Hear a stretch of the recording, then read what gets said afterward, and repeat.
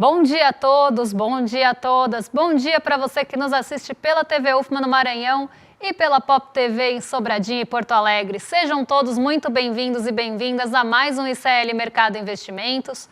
Hoje, segunda-feira, dia de passar por aqueles assuntos que a gente sempre traz no começo da semana. Então, o que o mercado financeiro está esperando para a Bolsa? O que ele está esperando para os nossos indicadores macroeconômicos? Já adianto, o Focus teve revisão em tudo, o mercado está bravo. Mas a gente vai falar sobre outros assuntos também, a gente vai comentar o PMI, o Índice dos Gerentes de Compras aqui do Brasil, e vamos falar também sobre o acordo do Mercosul. Mas antes de tudo isso, eu vou dar bom dia para o André. Bom dia, André, como você está? Bom dia, Débora. Bom dia a todos os nossos telespectadores. Hoje é dia da gente saber como o nosso amigo mercado passou o fim de semana. Deve torcer para o Atlético Paranaense, coitado aí, porque tá bravo o nosso amigo mercado. Não tá ainda reagindo muito mal ao pacote do Haddad. Então a gente vai falar um pouco sobre isso. Vamos falar também de PMI, que saiu aí na última semana, a gente não conseguiu trazer para vocês, mas hoje a gente traz. Vamos saber também a expectativa em relação à Bolsa durante essa semana. Vamos falar um pouco do Mercosul e União Europeia nesse acordo, mas a gente tem bastante coisa, então a gente já pode passar para a nossa agenda, né, Débora? O que o nosso telespectador pode enfrentar nesse dia de hoje? Hoje a agenda ela não está tão recheada, não é uma agenda tão extensa, mas tem ali alguns pontos importantes. Então, às 8 horas da manhã sai o IPCS de dezembro, primeira quadricemana.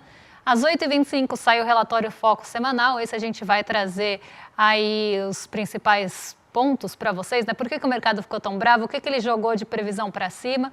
Às 10 horas da manhã no Reino Unido, o vice-presidente do Banco da Inglaterra vai discursar em um evento. Às 11h30, né, daqui a pouquinho, a OCDE vai divulgar o relatório de perspectivas econômicas da América Latina. E aí, se tiverem alguns pontos interessantes, a gente traz para vocês amanhã. Meio-dia saem os estoques de atacado de outubro dos Estados Unidos. E aqui a balança comercial semanal, também velha conhecida nossa da segunda-feira, sai às 15 horas. Durante o dia, lá na Bélgica, está tendo reunião do Eurogrupo. Então, quais são os destaques hoje, se a gente fosse pensar aí em Brasil? É justamente o relatório Focus, porque ele vai trazer as perspectivas do mercado para os nossos principais indicadores macroeconômicos e a gente sabe quanto está pesando essas perspectivas do mercado, principalmente no mercado financeiro. Então, o mercado financeiro projetando o indicador macroeconômico e isso está reverberando onde? No próprio mercado financeiro. Então, a gente vai explicar daqui a pouquinho tudo isso para vocês. Então, já vamos começar o nosso giro de mercado aqui com aquela notícia que a gente sempre coloca toda manhã, né? Agora vai começar também a expectativa para a reunião do Copom, né? Como se todo mundo já não soubesse o que vai acontecer. Aliás, até o Focus já deu a senha do que vai acontecer, né? Mas começando a falar da Ásia, a gente teve aí novos anúncios do governo chinês, política monetária agora sendo usada para estimular a economia, maior uso de política fiscal lá segundo o governo chinês. Então, mercados aí, principalmente os ligados à China, ficaram muito empolgados nessa manhã, né, Débora? Exatamente. Quando a gente teve logo de manhã esse anúncio, né, de novos estímulos lá na China, porque por lá teve uma reunião que junta 24 os principais lideranças assim da China, vamos colocar assim, é uma reunião do governo chinês e essa reunião trouxe aí novas perspectivas de estímulo para a economia, tanto em política monetária como em política fiscal. Então, uma política fiscal mais ativa, uma política monetária mais frouxa.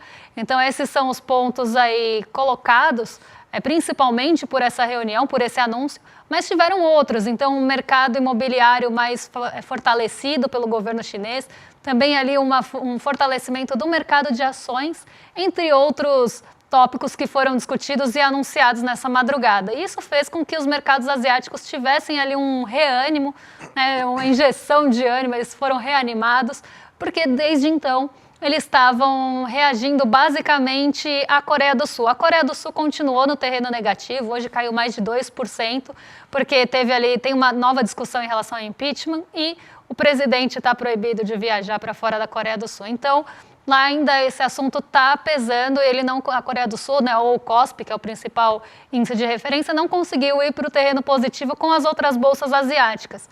Mas a gente viu, por exemplo, o Hang Seng, que é uma bolsa que tem uma intensidade grande de ações do setor imobiliário e de tecnologia, e aí a gente está falando de empresas chinesas desses setores sendo negociadas na principal bolsa de Hong Kong, Então, a gente vê ele subindo 2,76% hoje, justamente porque muitos dos estímulos também estão sendo focados no setor imobiliário. O Hang Seng liderou as altas na Ásia, acabou se descolando das bolsas que foram para o terreno positivo na maioria, mas ele subiu muito mais que as demais. Então, aqui a gente vê o Hang Seng com esse movimento respondendo aos estímulos da China. E para quem quer spoiler, do ladinho vocês estão vendo o Ibovespa subindo bastante hoje junto ao índice de commodities. Por quê?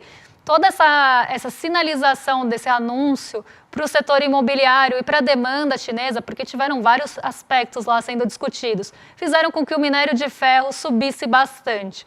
Isso também acabou impulsionando o petróleo, que já estava ali com uma alta, já estava sofrendo por conta, sofrendo porque a gente está falando da questão do Oriente Médio, mas ele já estava subindo durante a manhã. Então, a gente viu a Ásia também impactando nisso e por isso o nosso Ibovespa hoje está no terreno positivo. Vamos agora aqui para o Brasil, que a gente tem que falar do mercado, nosso amigo aí que parece que não gostou nada ainda do pacote de corte de gastos do Haddad, aí tá que nem aquela criança chorando lá pedindo assento no avião e tá fazendo birra aí, porque piorou muito as projeções econômicas do país aí para esse e para o próximo ano. Então ele acredita agora que o pacote vai ser insuficiente para conter gastos, o que vai fazer com que ainda tenham grandes pressões inflacionárias. Ele até aumentou a projeção aí do próximo ano de crescimento econômico para dar uma justificativa também aí sobre o próximo ano e essa piora tão grande aí das expectativas, né? A gente tem aqui a tabela para mostrar para vocês aí tudo que o mercado financeiro pensa, né? Olha aí, aumentou mais uma vez a projeção aí do IPCA, chegando agora em 4,84%. Lembrando que amanhã tem IPCA, aí a divulgação de verdade em novembro, né? Então vamos ver aí se tem justificativa para estar num nível tão elevado quanto a gente está vendo nesse momento. E para o próximo ano está em 4,59. Então ele acredita que esse e o próximo ano vão estourar o teto da meta de 4,5%. Para isso, então, perdão, gente, você vai precisar de uma Selic mais elevada. Em véspera de Copom, o mercado dá o seu recado e geralmente aí o Banco Central e o Copom acabam acatando o que o mercado acha.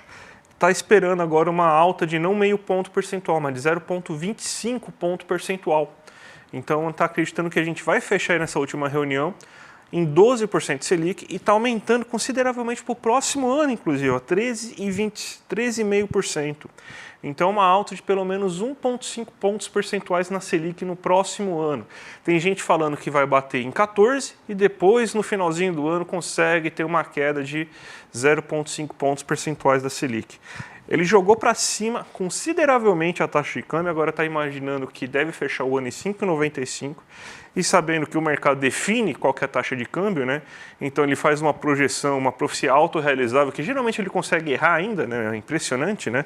Mas a tendência ele sempre acerta porque ele vai lá, é ele que define a taxa de câmbio, ele está bravo com o governo porque ele queria que aposentado tivesse sua pensão reduzida, que cortasse BCP, que cortasse seguro-desemprego, que salário mínimo não aumentasse. Então o mercado não gostou, né, que a marreta foi menos forte na cabeça dos mais pobres, queria uma marreta mais forte ainda, como se já não bastasse tudo o que aconteceu, né?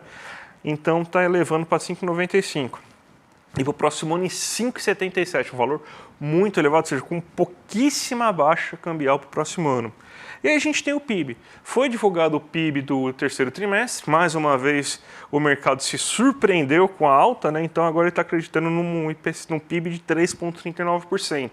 Lembrando que a gente já tem garantido, a não ser que tenha uma recessão que não parece que vai acontecer nesse último semestre, a gente já está garantindo uma alta, a gente já tem garantido uma alta anual de 3,3%. Então ele só está reajustando aí porque estava abaixo de 3,3%. O próximo ano também aumentou. Mas aí entra naquela justificativa, ó, viu só, os cortes vão ser insuficientes, vai continuar crescendo acima do potencial. Não sei qual que vai ser o PIB potencial que eles vão inventar para o próximo ano, né? Talvez 0,5%. Provavelmente seja isso, aí eles já vão justificar que esses 2% está muito alto para o que o Brasil pode produzir, e daí você tem que ter uma alta da Selic aí para tanto, né? Então é esse aí o mercado dando recados, mostrando que está bravo, não gostando aí do que o Executivo, o Ministério da Fazenda estão fazendo com a economia, com esse pacote de corte de gastos, né? Não tão tranquilos, e mostrando toda a sua insatisfação e já dando um recado, falando, ó, é isso que eu quero para quarta-feira, senão eu vou ficar mais bravo ainda, tá bom? É isso que eles querem, assim, na mediana, porque tem gente jogando essa Selic mais para cima ainda esse ano e mais para cima para o ano que vem. A Selic terminal do ano que vem chegou a bater 14%, em alguns casos até mais. Se a gente olha a negociação dos juros futuros, que também são um termômetro, uma indicação para onde devem ir esses juros ou para onde se quer que esses juros vão, a gente vê que eles estão em patamares mais elevados do que esses aqui do Focus. Porque o Focus ele mostra, né, para a gente, se a gente olha só o relatório Focus, a mediana, então aquele número que corta o conjunto de dados ao meio, a metade ali, metade respondeu para cima disso, metade respondeu para baixo disso. Então a gente vê uma pressão ainda maior do que a mostrada aqui no Focus, eu estou falando não é de hoje, que as médias estão subindo há algum tempo e que isso ia acabar aparecendo no Focus mais cedo ou mais tarde, porque mais gente começou a prever uma Selic mais alta, então isso vai deslocando a mediana para cima. Mas a gente ainda tem que lembrar que tem agente do mercado financeiro que está jogando essa Selic mais alta ainda. E câmbio é aquela coisa, né, gente? Câmbio, eles jogam perto do dólar à vista porque é muito difícil de prever e o mercado erra demais projeção de câmbio, ainda que tenha toda a sua própria influência nele. Mas vamos ver o que o mercado está esperando para a Bolsa essa semana, porque na semana passada o mercado esperava uma alta em 33%, na Bolsa, 50% dos agentes esperava estabilidade e só 16% esperava queda. O que aconteceu na nossa Bolsa na semana passada? Por boa parte da semana, a Bolsa mostrou sinais de recuperação. Então, ela ficou no terreno positivo, conseguiu ter ganhos, mas na sexta-feira, ela perdeu todos os ganhos praticamente relevantes que ela tinha tido, principalmente na quinta. Na quinta-feira, a Bolsa subiu 1,40 e na sexta ela caiu 1,5. Então, ela acabou perdendo, né, parte desse otimismo que tinha sido, que estava aparecendo ali na Bolsa na recuperação dos ativos, porque eles caíram tanto que chega um momento que as pessoas entram comprando mesmo, porque caiu demais, ficou mais barato. Então, chegou num piso ali que as pessoas entraram comprando a Bolsa. Só que na sexta-feira, por mais que a gente tenha tido várias discussões importantes na sexta, o acordo do Mercosul entre eles, isso tudo ficou no segundo plano. E o que estava pautando mesmo a movimentação na sexta-feira era justamente o pacote fiscal sendo desidratado no Congresso. O que começou a ser visto? Que o pacote já não é muito eficiente, que ele não vai conseguir a economia que está propondo e que o Congresso ainda vai desidratar mais e vai conseguir menos economia. O Congresso não vai compactuar com algumas das propostas do Haddad, vai barrar algumas delas. Essa é a expectativa do mercado financeiro e isso traria menos economia ainda. Então, a Bolsa reagiu muito a isso na sexta-feira e por isso perdeu parte dos ganhos que acumulou na quinta. Para essa semana, o mercado está dividido entre estabilidade e alta. Todo mundo espera que nossa Bolsa vai se recuperar essa semana, mas já faz tempo que o mercado está esperando que nossa Bolsa vai se recuperar e a gente não está vendo muito bem isso. Só uma semana aí que a gente conseguiu alta e essa semana aqui passada uma alta bem leve, bem moderada. Mas o mercado está esperando ou alta ou estabilidade. Poucos agentes do mercado, a menor parte, está esperando a queda da Bolsa. Então, o que isso mostra? Que mesmo numa semana de inflação, porque a gente tem IPCA amanhã, mesmo numa semana de decisão do Copom e de outras decisões importantes de juros ao longo do mundo, a gente tem aí um mercado mais otimista em relação à recuperação da nossa Bolsa, porque ela vem sofrendo há bastante tempo, desde as expectativas para o pacote de corte de gastos. Então, o mercado espera que vai ter alguma recuperação, porque no fim do ano, historicamente, as bolsas elas são tomadas por um otimismo de forma global. Inclusive, tem um movimento bem interessante que normalmente acontece no fim do ano, que são gestores ou investidores institucionais entrando forte na bolsa, então aqui no caso seria na Bolsa Brasileira, para tentar fazer com que a bolsa suba e isso faça com que os fundos deles deem uma otimizada na rentabilidade final do ano. Esse é um movimento bem conhecido de fim de ano e às vezes tem todo aquele otimismo de rally de fim de ano, porque as pessoas se posicionam agora para o fim do ano e para o começo do ano que vem. Então as bolsas globais elas já estão sendo tomadas por esse otimismo, só que ele não conseguiu chegar aqui ainda, justamente porque o mercado só olha para o pacote fiscal. ele está ignorando qualquer outra variável, qualquer outro ponto que seja apresentado durante a semana e só está olhando para o pacote fiscal. Todo o peso, toda a negociação do dólar, toda a negociação de bolsa está sofrendo por conta desse desagrado mesmo, desse descontentamento do mercado financeiro com o pacote fiscal. Mas nessa semana, se espera que parte desse pessimismo seja dissipado e que nossa bolsa ou suba ou fique na estabilidade. É engraçado que mesmo com a assinatura do Mercosul, do acordo Mercosul-União Europeia, né, 25 anos que estava se esperando isso, né, o mercado não reagiu, né, parece que não afetou o mercado. Mas falando, né, um pouco desse acordo, né, para falar a verdade, não tem muito ainda do que a gente possa tratar, a não ser falar que o Brasil, aliás, o Mercosul e a União Europeia assinaram esse acordo, né? A gente sabe que a vitória do Trump acabou acelerando essa questão, mas ainda vai ter que passar pelos congressos dos países do Mercosul, vai ter que passar pelos congressos dos países da União Europeia, ainda tem muita coisa em jogo, ainda tem muito caminho para se passar. E também a gente não teve acesso ao texto final desse acordo, né? Porque o que a gente sabe é o texto de 2019, que era um acordo que era muito bom para o agro brasileiro, mas muito ruim para a indústria brasileira, né? Principalmente uma cláusula que, pelo que o Lula falou, essa cláusula foi derrubada, que é a questão aí de as compras públicas, você não poder priorizar indústrias nacionais, enquanto parece que isso aí foi derrubado, então as compras públicas vão priorizar a indústria nacional ainda, né? E tem a questão do agro, aí por isso você tem muita resistência, por exemplo, na França, né? Porque a França é um país muito protecionista com seu agro, né? Um agro que basicamente produz muito pouco, mas produz para a Europa inteira, como leite, algumas leguminosas, muitas uvas e tal, mas não é um agro muito forte. Então, a carne também, né?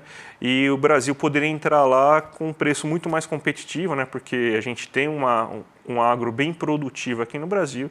Isso aí acabaria afetando muito os agricultores franceses, né? E eles estão muito preocupados em relação a isso, e a gente sabe que os agricultores franceses, eles podem não ser muito produtivos, mas eles dão muito votos, e eles têm uma leve tendência aqui, né, que nem aqui também no Brasil, né, de querer votar nos extremistas de direita quando são desagradados, né? Então, muita gente se preocupa muito com essa questão. Então, mas acho que é isso que a gente consegue falar de fato aí desse acordo do Mercosul. Não dá para falar se é bom ou se é ruim ainda sem olhar de fato aí como que é o texto do acordo. A gente só sabe muito de especulação e algumas falas oficiais, né, Débora? Exatamente. Ele ainda vai ser traduzido em 25 línguas, ele ainda vai passar também por aprovação. Então tem todo um caminho para o acordo do Mercosul entrar em vigência. Mas vamos falar agora sobre o PMI, porque ficou da semana passada, a gente ficou devendo para vocês o índice dos gerentes de compras aqui do Brasil. Então a gente teve a divulgação do PMI de serviços e o PMI composto, que é a composição entre os serviços e a indústria. E o nosso PMI ele teve um recuo nesse mês de novembro, mostrando ali o que a gente pode esperar para as pesquisas mensais individuais que ainda vão ser divulgadas. Então, o PMI sempre sai antes e por isso que a gente fala que ele é um termômetro. Então, ele mostra ali a direção, pelo menos, para onde deve ir a nossa pesquisa do IBGE. Porque aqui a gente está falando de uma medição da S&P Global, de uma pesquisa que é feita com, a gente chama de índice de atividade dos gerentes de compras, porque é basicamente uma pesquisa feita também com o setor privado. Então, tem toda ali uma limitação e uma metodologia muito diferente do que uma pesquisa mensal de serviços, uma pesquisa da indústria. Então, é só realmente um termômetro. E como a gente interpreta esse termômetro do PMI, né?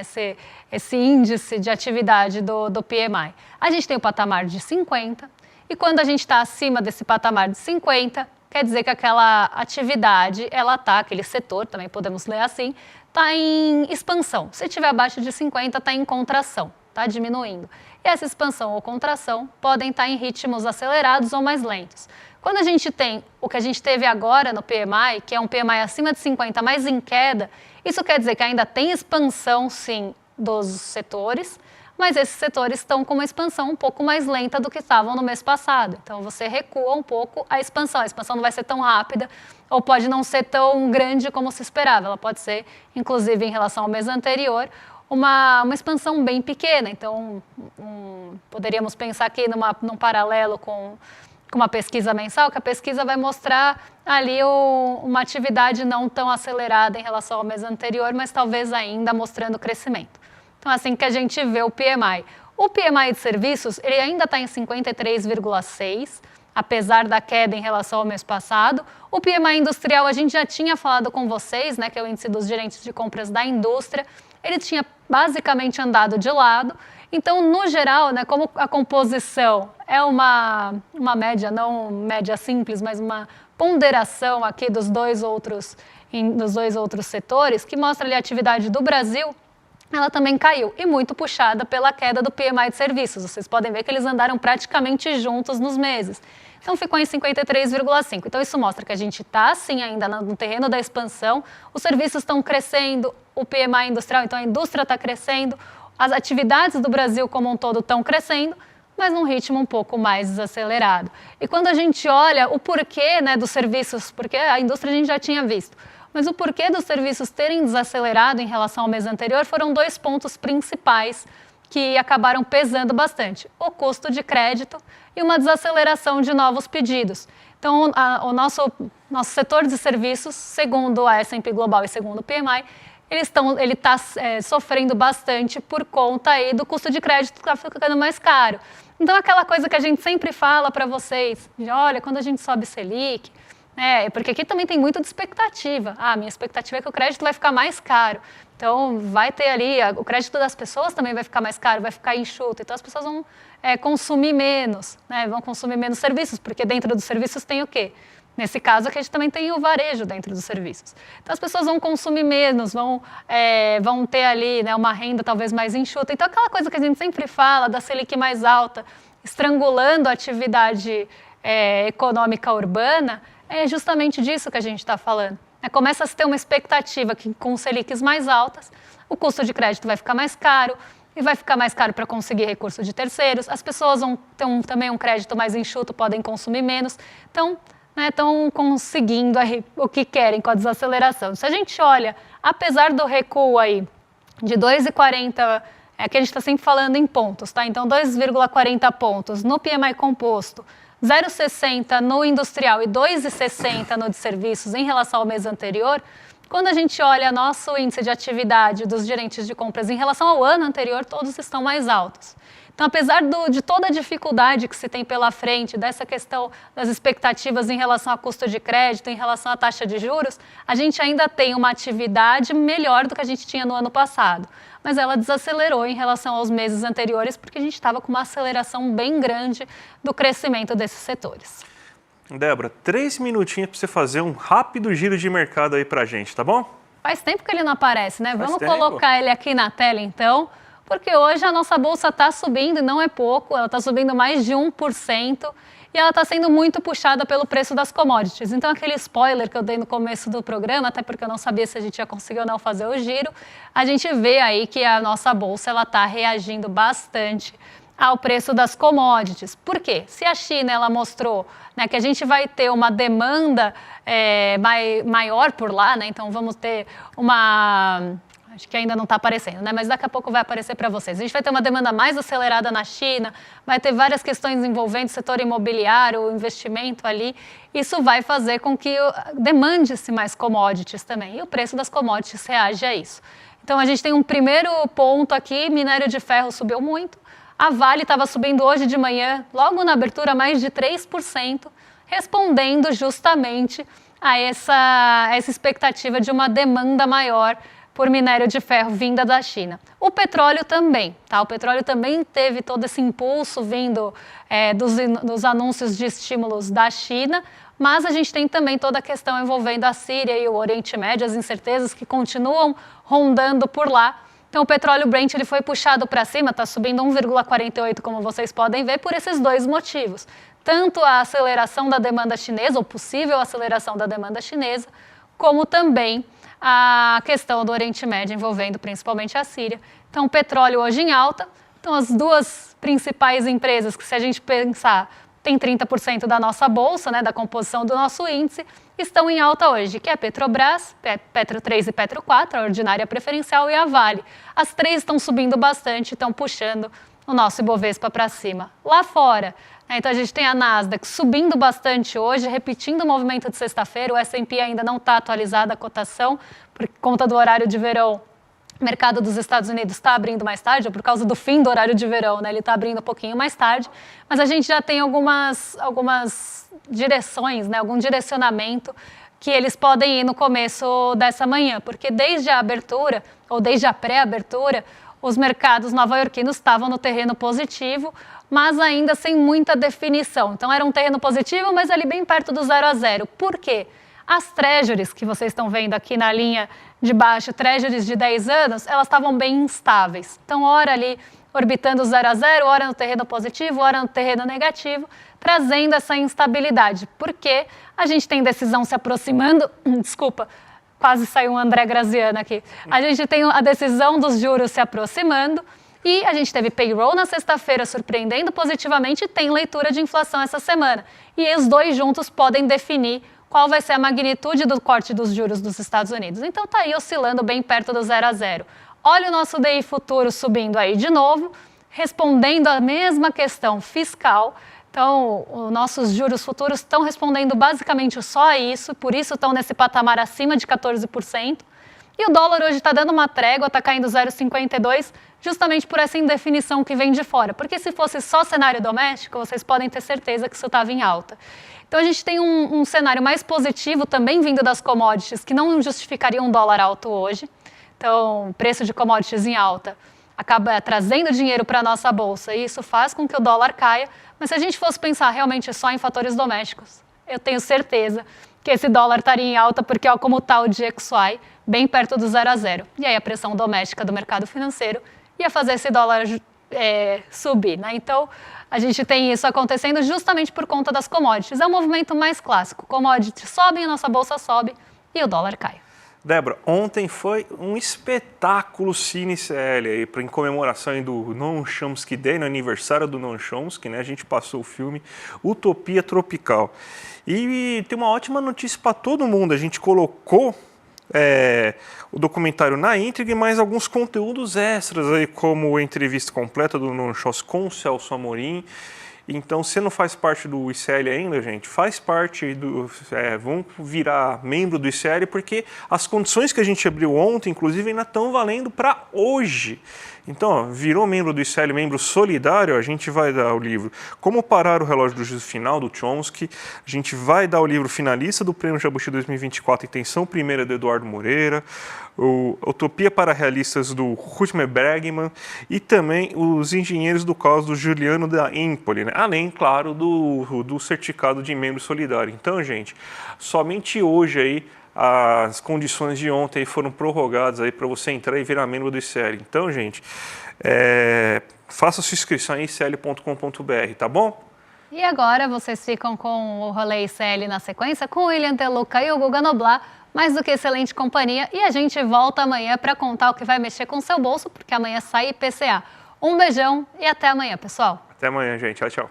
The Democrats said, please don't call them animals. They're humans. I said, no, they're not humans. They're not humans. They're animals.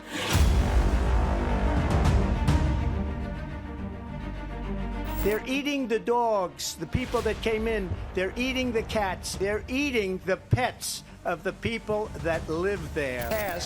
Most of the people in this room voted for a wall. I will get it built. Worried about anything in particular? Our women's rights. Climate change is one of the greatest con jobs ever because global warming didn't work.